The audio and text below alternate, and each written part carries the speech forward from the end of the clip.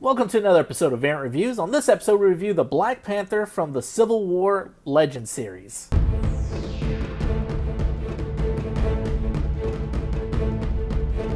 Hey guys, it's a D-Town Jackal here, and I have I guess you could say a brand new review. It's something that I really wasn't expecting to do today or anything like that. If you've been on my page or following my YouTube page or channel for a while, you've probably noticed I haven't uploaded anything for quite some time, and it's just been a lot of things going on here and there. But I'll get to that in another video. But because of that, I wasn't able to have my traditional setup that I normally have to do reviews. So I'm just literally doing this off of my iPhone and on my desk. So as you can see, the front of the box is, there really isn't anything too, amazing about it. It's just your traditional Legends boxing. It does have some cool art here in the back. And then you see all the figures in the wave.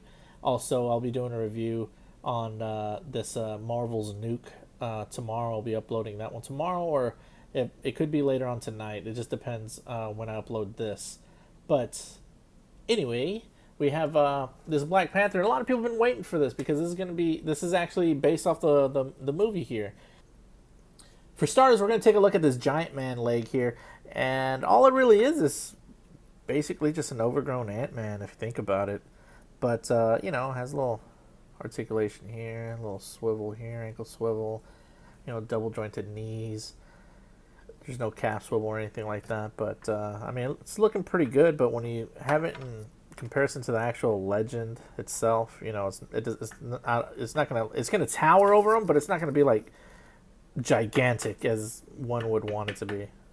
Well, here's the alternate head here. Here's T'Challa doing a little mean mug here. You can see the little paint in the eyes. It's not too bad. He's not like, he doesn't have like those hammerhead shark eyes or anything like that. So they did a pretty good job on that. All right, well, here's Black Panther. And, I'm really liking the way it looks. There really isn't a whole lot of bells and whistles when you look at it. It's very plain. And, if anything, there's just more detail in the actual molding itself than there is anything else. Because as far as paint apps or anything like that, it's just a traditional black plastic. And then just the little highlights with the little, what do you want to call this, a necklace. And then here in the face mask and in the claws. But, for the most part, it seems pretty basic. But what I'm really liking about this figure is that you can actually do some really cool poses, man. Like, check this out. You can kind of like, have him in that little leaping fashion. And he has the claws all like that. And, he can move his head or whatnot, I don't know. I'm really liking it. Because it's going to be, I think this is going to be a cool-ass figure for people that do a lot of ACVA and stuff like that. So let's take a look at how the alternate head looks on the actual Black Panther body. I won't be displaying it with the alternate head. I really don't care about the unmasked T'Challa. Who really cares? It kind of looks like that dude, what's his name from Star Wars? What's his name? Everybody knows. The guy with the jacket. Anyway. So yeah, he looks like that guy. And so, see? Nothing fancy schmancy, eh? Look at that. You can just pull that off. Easy. Get him back into Black Panther mode.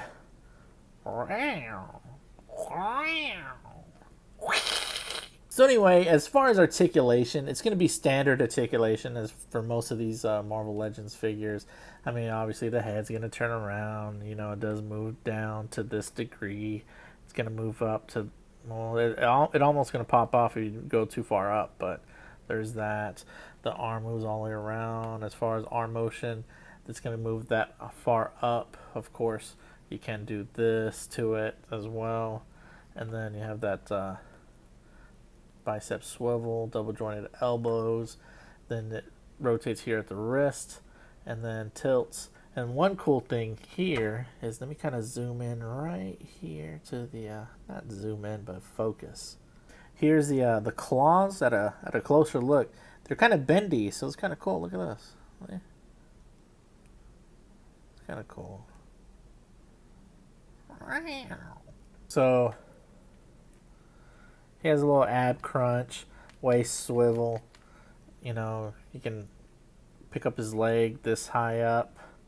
You know, he has a upper thigh swivel, double jointed knees. He has a little ankle tilt here and then ankle swivel here. And there's no like calf swivel or anything like that. So again, when you're looking at the figure closely, there really isn't a lot of detail apart from the molding detail, if that makes sense. You know, because you can see all the little shapes and stuff in the molding and whatnot. You know, you can see the little white in the eyes. I can see your eyes. Here's how the back looks like. And the underwears. He also has peg holes at the bottom of his feet. As far as his Black Panther goes, I think it's a must-have, especially if you're trying to complete that Marvel Cinematic Universe display. This is going to be a must-have for your collection. Again, I was pretty happy with this figure, even though it doesn't have a whole lot of like paint detail or anything like that. It's pretty basic, but I mean, for what you're paying for, you can't really expect like, you know, come on, like a Hot Toy detail or something like that. But I mean, realistically, I mean, it's pretty decent. I mean, I really do like this a lot better than the other Marvel Legend Black Panther that came out a couple of years back. So I do got to thank the guys at Dallas Vintage Toys. Thank you for hooking me up with this figure. And again, man, this is D-Town Jackal, and here's another variant review, or was another variant review. What am I talking about? Why I oughta. So before you guys forget, hit the subscribe button, please.